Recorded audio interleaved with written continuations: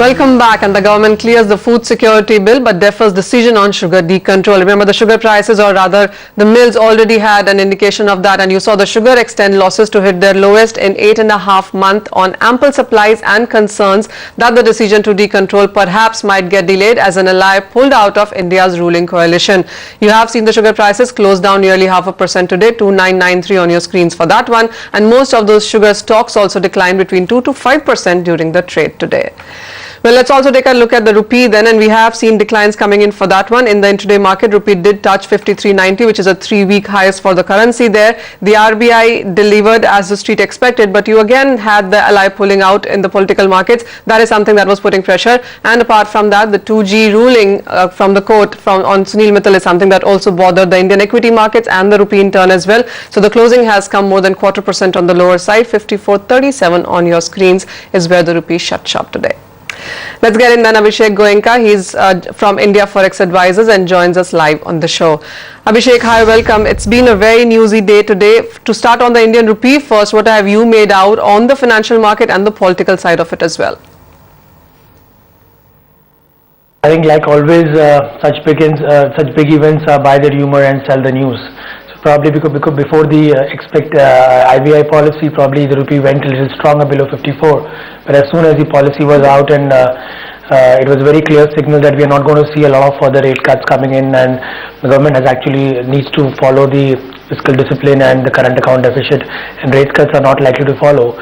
The markets discounted and the rupee went extremely weak within an hour or two, 50 paisa weak from the old levels, so which clearly shows that in a trend, the market weakens extremely fast on a weaker trend, and when it was going strong, it actually took 2, 3, 4 days to actually come from 54.5 to 54 levels.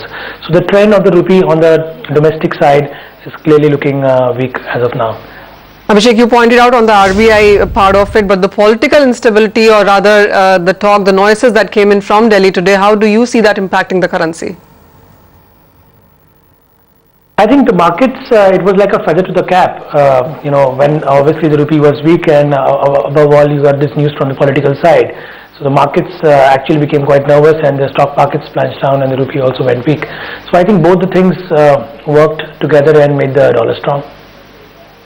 Going forward now, of course, it's the Fed meeting that has started today. You also have to see the Cyprus bailout voting that is going to take place today as well. So what kind of cues are you getting from the international markets? Internationally, things are very, very clear on one end. If you're tracking the figures, if you talk about US dollar is a clear winner. If you look at the Japanese yen, it has already fallen down by 10%. The UK has fallen down by 7% this year. Euro is down by 10%. The dollar index is up by 7%. Gold is going down. The metals are not looking too good. So overall, if you look at the overall picture outside, everything is going down apart from the US dollar. In the Asian currency side also, we are seeing the rupee going down by 4%.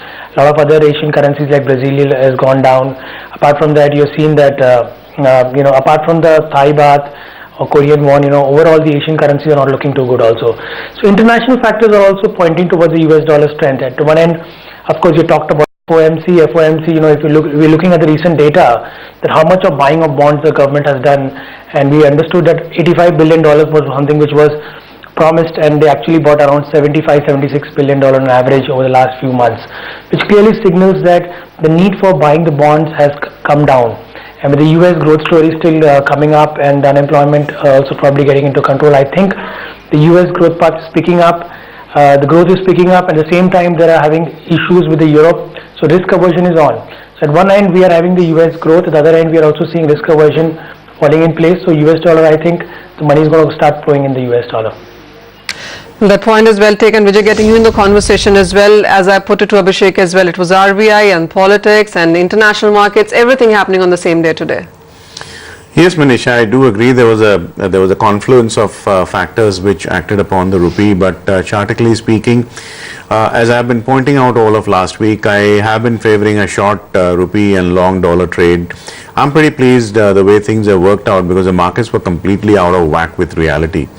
On the one hand, you have the year end, which would see the oil marketing companies having to pay their dollar liabilities for their imports, You would have banks which have to balance their books, and basically year-end considerations would mean that a whole lot of dollar buying was in the pipeline. That is, in my opinion, still yet to come. You also have this not passing the sugar decontrol bill and passing the food security bill, which are likely to impact the currency market tomorrow. So in my opinion, I think the long dollar short rupee trade is still open, and as far as the March month futures on the currency derivative segment, the prompt month futures are concerned, my guess is heading towards the 54.90 or possibly even 55.20 in the coming two trading sessions. All right, so I think we are done with the appreciation today. Further declines in the Indian rupee is what you can expect. With that, Abhishek, Vijay, thank you so much for joining us with your sense on the currency market. With that, it's wrap on the show. Thank you so much for watching.